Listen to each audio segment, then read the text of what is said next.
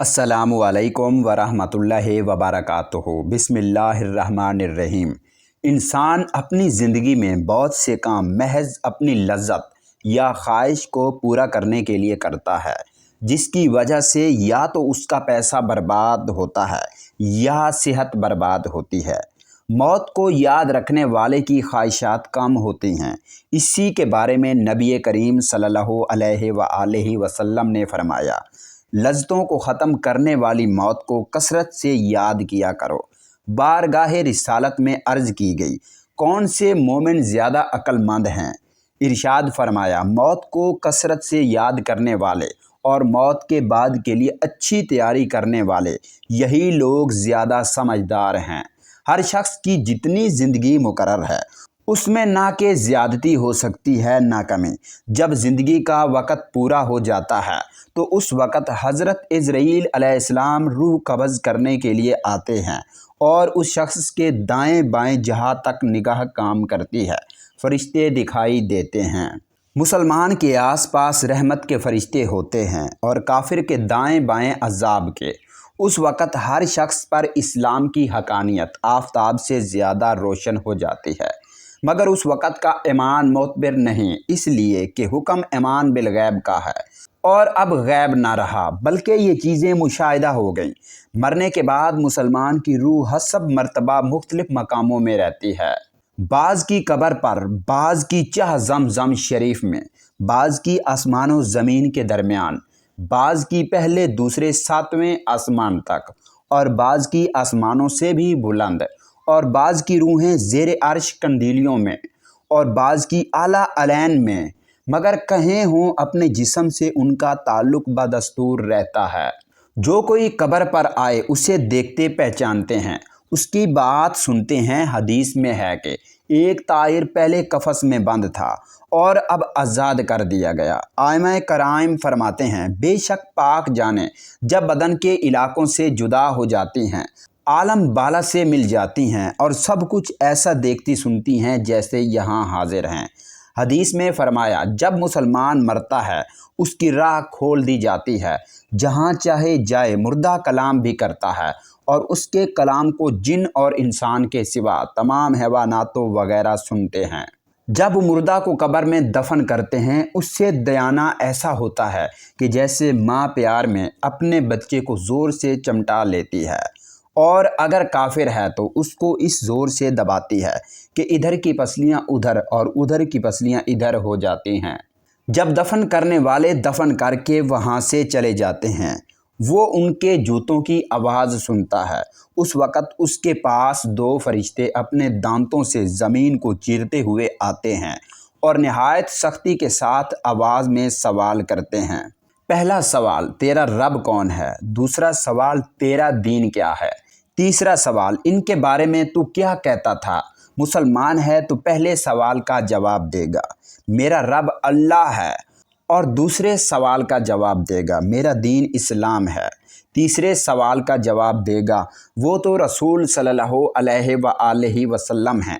उस वक़्त आसमान से एक मनादी नदा करेगा कि मेरे बंदे ने सच कहा, इसके लिए जन्नत का बिछौना बिछा दो और जन्नत का लिबास पहना दो और उसके लिए जन्नत की तरफ एक दरवाज़ा खोल दो। जन्नत की नसीम और खुशबू उसके पास आती रहेगी और जहाँ तक निगाह फैलेगी वहाँ तक उसकी कब्र कुशादा कर दी जाएगी और उससे कहा जाएगा कि तू सो जा। पहले इसके बाएं हाथ की तरफ जहन्नम की खिड़की खोलेगी, जिससे जलन और गर्म हवा और सख्त बदबू आएगी, फिर बंद कर देंगे। इसके बाद दहनी की तरफ से जन्नत की खिड़की खोलेंगे और उससे कहा जाएगा कि अगर तू इन सवालों के सही जवाब न देता तो तेरे वास्ते वो थी और अब ये है, ताकि वो अपने रब की नेमत की कदर न जाने कि कैसी बलाएं अजीम से बचाकर कैसी नेमत उज़्मा अता फरमाई। अगर मुर्दा मुनकिर है तो सब सवालों के जवाब में ये कहेगा, अफसोस, मुझे तो कुछ मालूम नहीं, मैं लोगों को कहते सुनता था, खुद भी कहता था। इस वक़्त एक पुकारने वाला आसमान से पुकारेगा, ये झूठा है, इसके लिए आग का बिछौना बिछा दो और आग का लिबास पहना दो और जहन्नम की तरफ एक दरवाज़ा खोल दो। इसकी गर्मी और लपट इसको पहुँचेगी اور اس پر عذاب دینے کے لیے 2 فرشتے مقرر ہوں گے جو اندھے اور بہرے ہوں گے۔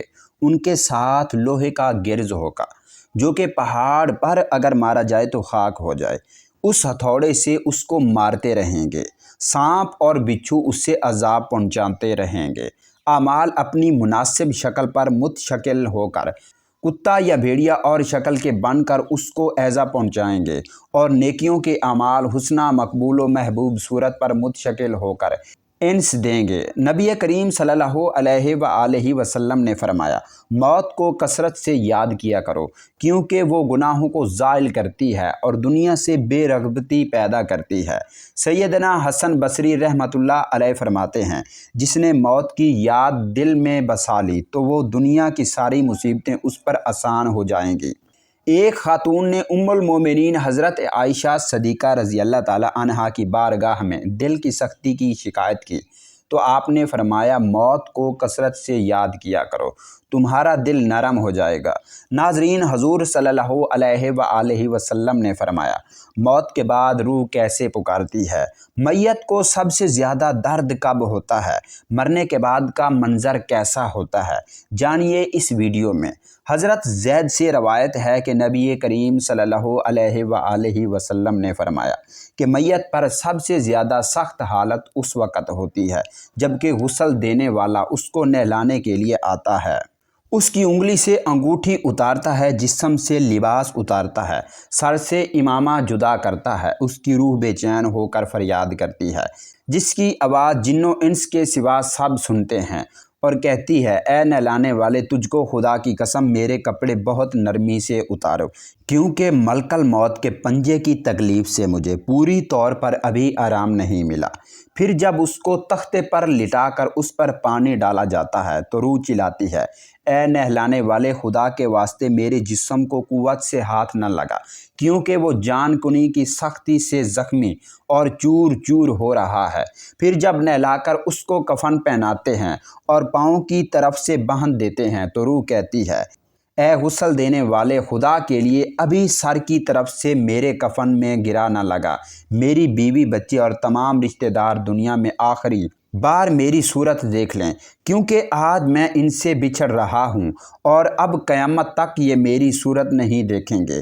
پھر جب اس کا جنازہ تیار کر کے گھر سے نکالا جاتا ہے تو روح پکارتی ہے، اے جنازہ اٹھانے والوں، خدا کے واسطے ابھی جلدی نہ کرو تاکہ میں اپنے بال بچوں اور عزیز و اقارب سے رخصت ہو لوں۔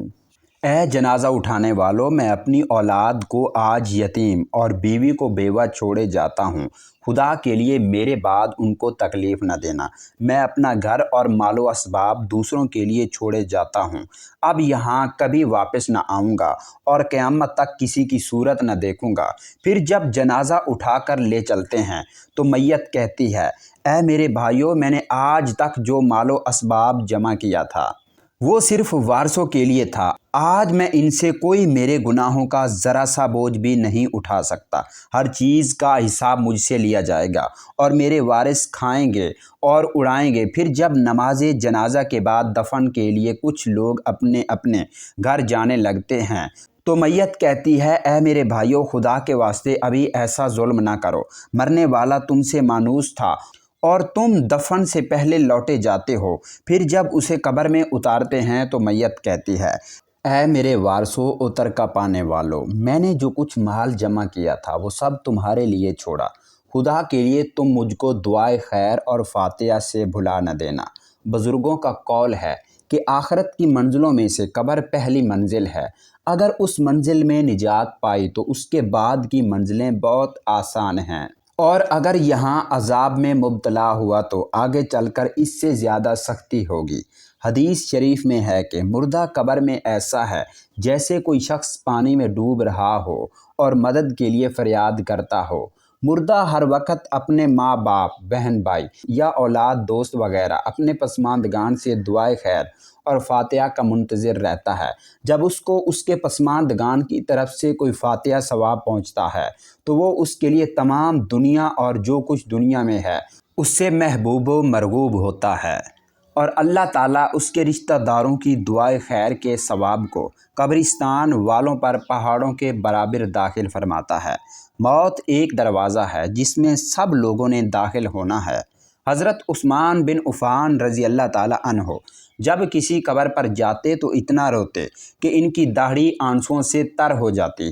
آپ سے پوچھا گیا، آپ جنت و جہنم کا تذکرہ کرتے ہیں تو نہیں روتے مگر قبر کو دیکھ کر روتے ہیں؟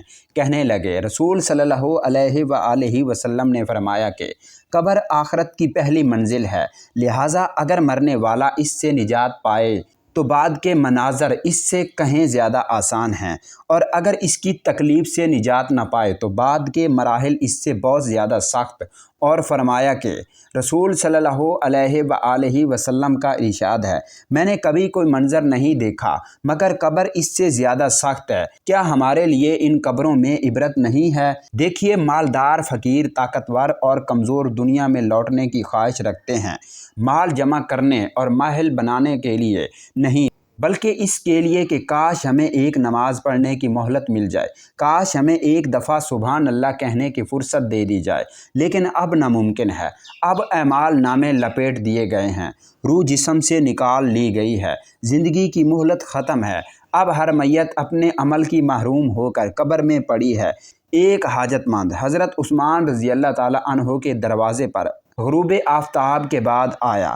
ابھی اس نے دستک نہ دی تھی کہ حضرت عثمان غنی رضی اللہ تعالی عنہ کی آواز اس کے کانوں میں پڑی۔ وہ اپنی اہلیہ سے شکایت کر رہے تھے کہ چراغ کی بتی موٹی ہے جو تیل زیادہ استعمال کرنے کا سبب بن رہی ہے۔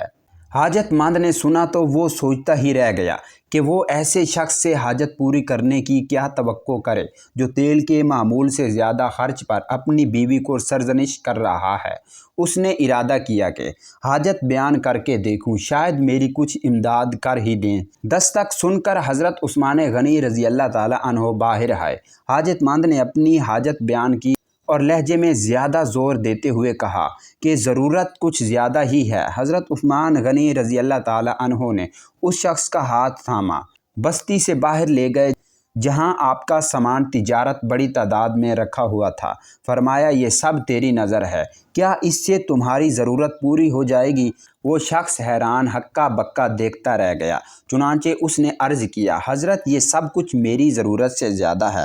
امیر المومنین نے فرمایا، مجھے خوشی ہے کہ یہ تمہاری ضرورت سے کم نہیں۔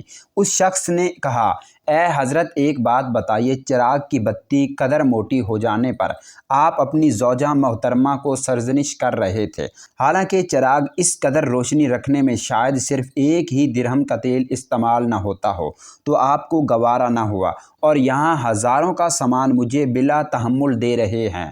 تب آپ نے فرمایا، بھائی، چراغ میں تیل کا زیادہ اسراف ہے اور زیادہ اسراف اللہ کو پسند نہیں، اور مجھے اللہ کے حضور اپنے اعمال کی فکر رہتی ہے۔ یہاں مجھے فکر اعمال لاحق ہے، اس کے لیے میں نے سرزنش کی۔ سامان تمہیں اللہ کی خوشنودی کے لیے صدقہ دیا، اس پر اجر کی امید ہے اور وہاں پر حساب کا خوف ہے۔ اللہ تعالی ہم سب کو دین کی سمجھ نصیب فرمائے اور ہمارا خاتمہ ایمان پر فرمائے، آمین۔ ناظرین، کمنٹ باکس میں اللہ تعالیٰ کے 99 ناموں میں سے ایک نام ضرور ٹائپ کیجیے گا۔ شکریہ، اللہ حافظ۔